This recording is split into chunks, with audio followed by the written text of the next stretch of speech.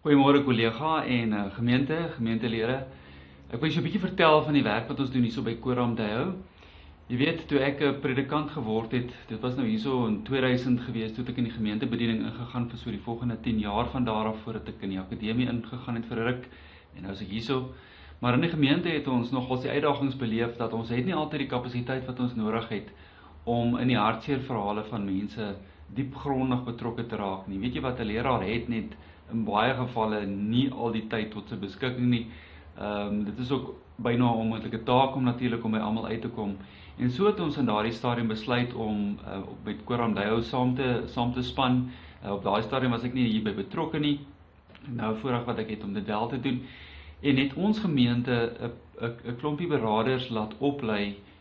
Ons het so helfte betaal, dink ek as ek reg onthou, om hier by Koram Deo te studeer, en dit het ons geweldig help om by mense uit te kom wat ons as 'n leierspan en 'n pastorale span, 'n leraarspan nie kon hanteer nie. Nie met al ons pogings nie. En daardie gemeentelede het 'n geweldige rol gespeel, 'n positiewe rol in die lewens van mense, om sommer net te connect, is die mooi woord eintlik as ons nou hom kan gebruik, met mense wat langs ook gelowig is en ook baie keer swaar kry en ook goeters het rondom verslawing en goeters het rondom verhoudings en goeters het rondom wat ons ook al het in die lewe wat vir ons uitdagings is. En so het dit gebeur dat jare later ek natuurlik hier by Koram Deo betrokke geraak het. En volgende jaar is die eerste jaar wat ons eintlik regtig fokus het om reg oor die land vennootskappe te vestig. Daar waar gemeentes hierdie visie met ons deel om heelheid van ons menswees te bevorder.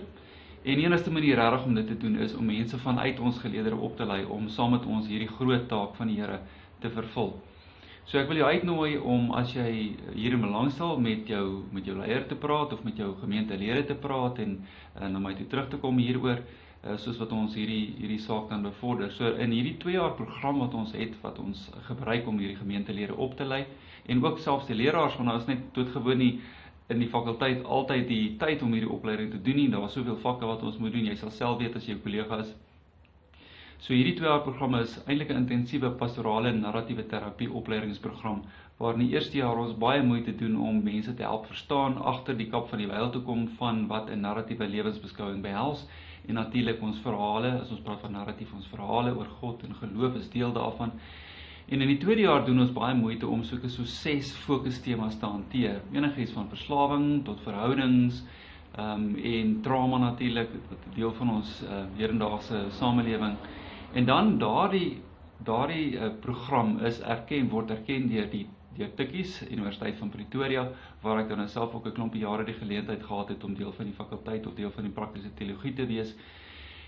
En dan kan jy met groot sukses in jou gemeenskap werk, of jy kan self privaat praktyk stig as jy regtig sou wou en 'n groot klomp positiewe bydrae lewer in jou gemeenskap, of dan nou deur jou privaat praktyk. Dit sal uiteindelik jou keuse wees waar jy dit doen, hoe jy dit in die gemeente wil doen, maar wat die leer aanbetref, wat die akademiese begronding aanbetref, daai goeie kwaliteit goed wat ons wil hê as ons mense help, om nie vir hulle soetsappige goed te sê nie, maar eerder goed wat hulle gaan help in die lewe, wat hulle gaan opbou, dan wil ek jou uitnooi om verder met ons in gesprek te tree, met die leierskap in gesprek te tree, of met jou gemeentelede in gesprek te tree.